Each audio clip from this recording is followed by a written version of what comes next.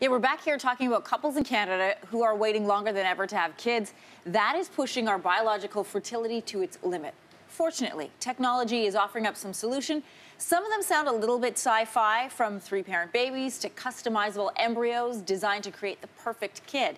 Futurist Nikolas Badminton is joining us now for more on Future Friday. And I have to tell you, this first topic is actually something we're going to break out into a bigger segment, because it was shocking to know, both men and women we know are facing fertility challenges when it comes to conception.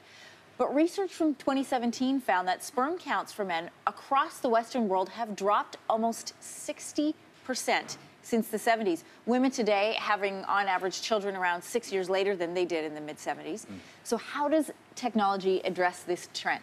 Yeah, so about one in six Canadians that are trying to have children are really struggling today. Yeah. Part of that is obviously on the man's side.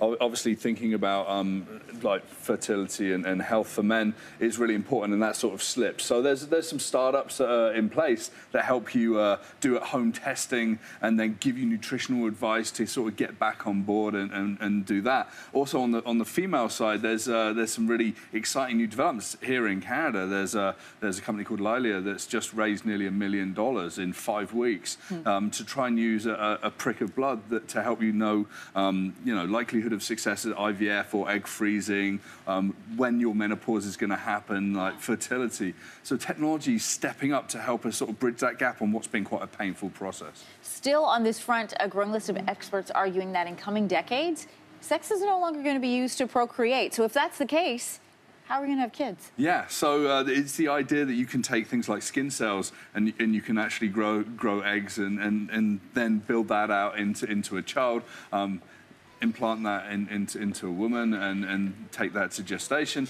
You still need a family, you still need the love. Sure. We're going to still have sex, we're still going to get involved with each other from a relationship perspective, but it's just going to make it easier for those people that are really struggling to have a child. In 2016, we saw the birth of the world's first three-parent baby. How was a three-parent baby conceived?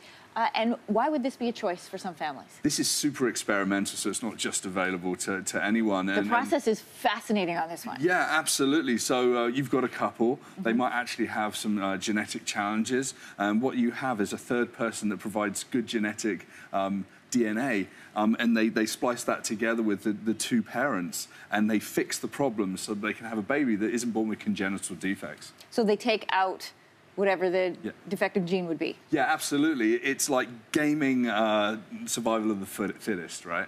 It is fascinating to see what the future of this topic holds. Yeah, absolutely. If we can solve some of these problems, we need to have more children, certainly in Canada and a lot of the Western world, because population rates are declining. We can solve some of these problems that we've got today, and we can really step up into the new world. Provides a lot of hope for a lot of people too. Absolutely, for sure. Nick, thanks so much. Thank you.